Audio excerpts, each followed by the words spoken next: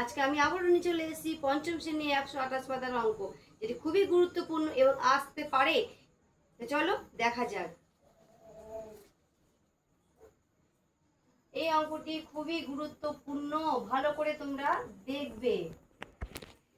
একটি আয়তকার খেলনার মাঠের পরিসীমা 256 মিটার এবং দৈর্ঘ্য এত মিটার হলে মাঠটির ক্ষেত্রফল কত হবে?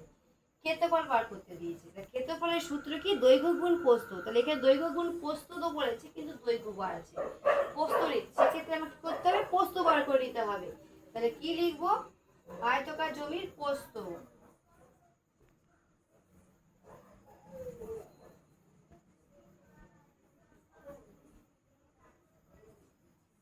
সমান অর্ধ পরিসীমা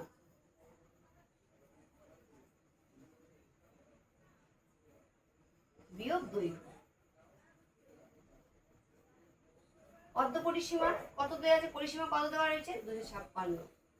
তাহলে 256 বাই 2 বিয়োগ দৈর্ঘ্য কত দেওয়া আছে? 74। দেখো কাটাকাটি যাচ্ছে কিনা? 2 দিয়ে 2 একে 2, 2 একে 2, 2 দুগুনি 4, 2 একে 16। তাহলে কত বেরিয়েছে?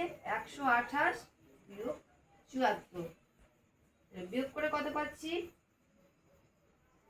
4, 7 হলে কত বড় হবে? 5 হলো, হাতে 1 মিলে গেল। তাহলে কত বেরোলো? 54 মিটার। তাহলে এটা হলো প্রস্থ। তাহলে আমরা পেয়ে গেছি দৈর্ঘ্য আর প্রস্থ। তাহলে এবার বার করতে পারবো ক্ষেত্রফল।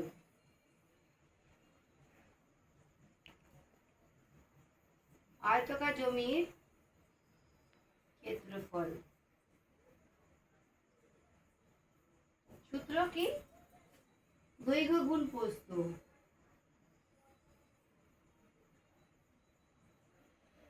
দৈর্ঘ্য কত বলা আছে? 74, আর প্রস্থ কত পেয়েছি? 54। এবার গুণ করে দেবো।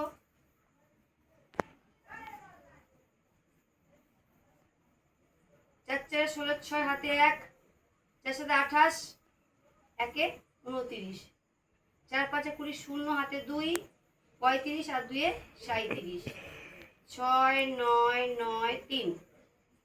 দেখি 4 4 16, 6 হাতে 1, 4 7 28, 1 29, 0, 4 5 20, 0 হাতে 2, 37, 6 9 7 2 9 3। তো 3 9 9 6 এত বর্গ মিটার।